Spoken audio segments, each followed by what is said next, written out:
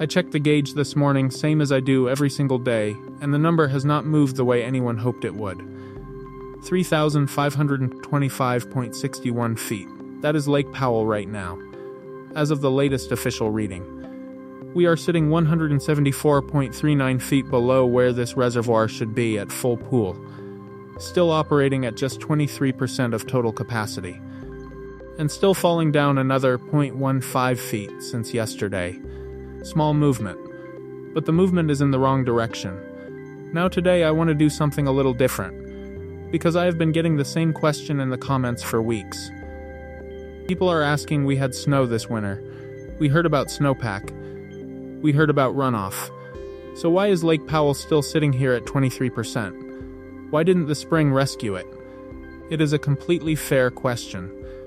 And the answer changes how you read every single update from here forward. Because once you understand it, you stop waiting for a good winter to fix this. You start understanding what we are actually dealing with. So let's talk about where that water went. Here is what's keeping me up at night.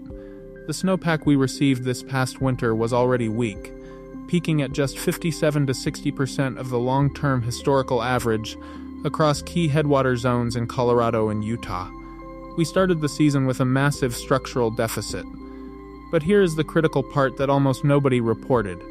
If you look at the gauge dashboards right now in midsummer, they show remaining snowpack sitting near 5%. It is incredibly easy to mistake the current summer leftovers for the winter's peak. But the real crisis isn't just that the winter accumulation was low, it's that of the snow that did fall. A significant portion never became river water at all. Two invisible processes took it before it could reach Lake Powell. The first is sublimation. I want you to picture this clearly because it sounds technical, but it is actually simple. You know how ice cubes in your freezer slowly shrink even when the freezer never warms up? That is sublimation. Snow is converting directly into water vapor, skipping the liquid phase entirely, and disappearing into the atmosphere.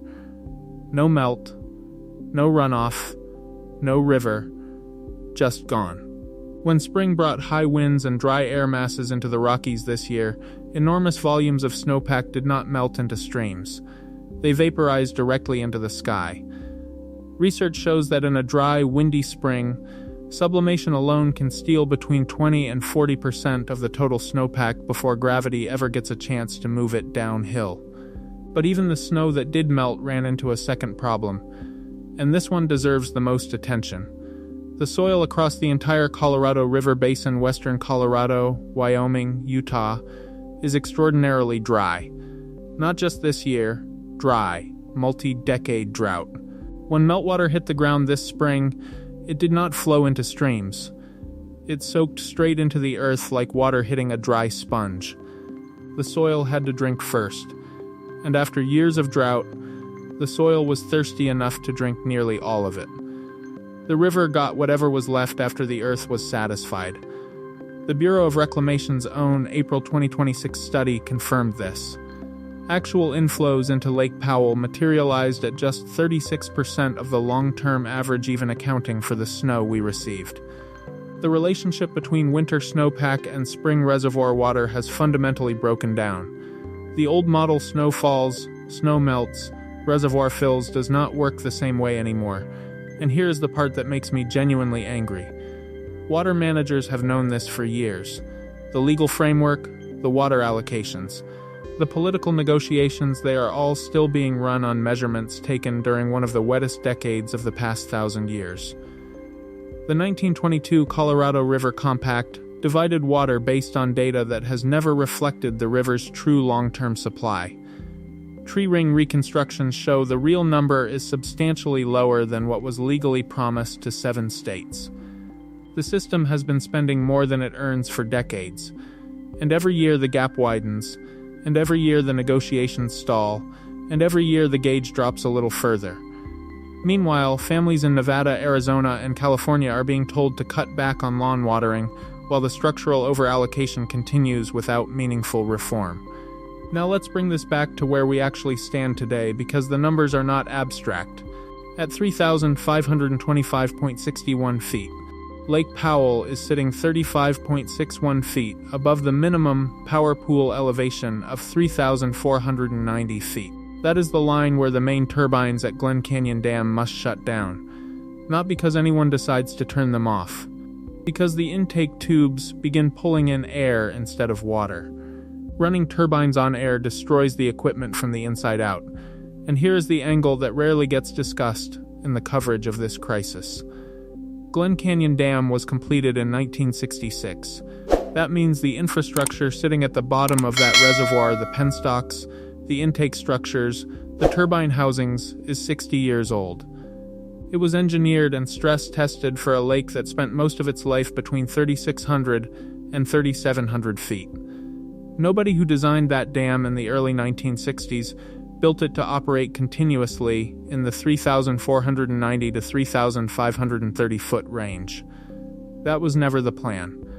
These machines are now running in conditions their designers never intended, at elevations their stress calculations never fully modeled, year after year. And here's what makes that matter to you personally, not just to engineers.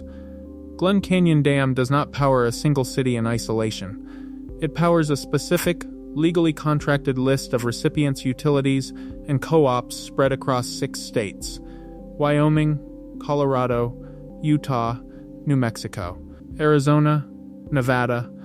Those contracts specify exactly how many megawatts each state receives. When the dam's output drops, not shuts off, just drops, every one of those utilities has to immediately find replacement power somewhere else. And replacement power in the middle of a southwestern summer does not come cheaply or easily. The utilities do not absorb that cost. They never have.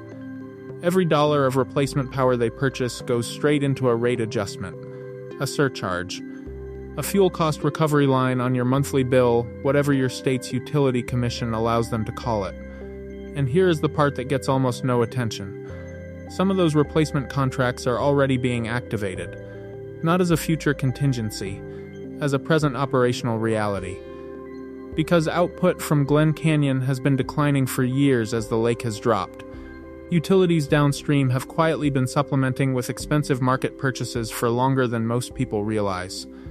The 60 feet of elevation this reservoir has lost since its operational peak is not just a number on a gauge. It is a 60-foot reduction in the water pressure driving those turbines. Lower pressure means lower output. Lower output means more replacement power. More replacement power means higher bills. And the lake has not stopped dropping. So, where does July take us from here? July is the most demanding month on this entire river system. Evaporation peaks. Air conditioning demand peaks. The snowmelt support that was already weak is now completely gone for the season. The Colorado River is running almost entirely on whatever remains in storage, because there is no meaningful new inflow arriving until next winter's snowpack begins in October at the earliest. That 36-foot margin between where Lake Powell sits today and where the turbines go dark is all the runway this system has between now and fall. Every hot week, every dry day, every additional demand on the river narrows that gap, and the soils that absorbed this year's snowmelt are still dry. They will drink again next spring before the river sees a drop. I am going to keep watching this gauge every single day and give you the real numbers. No spin, no politics, just the data and what it actually means for your water, your power, and your cost of living. If this helped you understand what is really happening to that number, hit the like button right now. It helps this channel reach more people across the Southwest who need to understand what is driving their utility bills. Subscribe and hit the bell so you never miss an update. And share this with someone in Nevada, Arizona, Colorado, or Utah, because most people are still waiting for one good snow year to solve this. Now you know why that is not the full story. Drop a comment below. Where are you watching from? And are you already seeing the cost of this on your monthly bills? I will see you in the next update. Stay informed out there.